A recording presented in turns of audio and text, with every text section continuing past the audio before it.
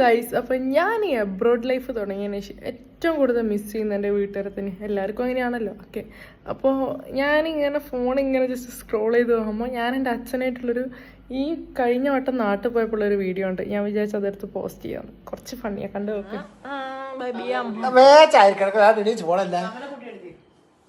കുളിക്കാൻ കുടിച്ചതിലല്ലേ എങ്ങനെ ഈശ്വരൻ അങ്ങനെ കുളിക്കാണ്ട് കിടക്കെങ്കിൽ 2 നേരം കുളിച്ചില്ലെങ്കിൽ ഉറക്കം വരികയില്ല.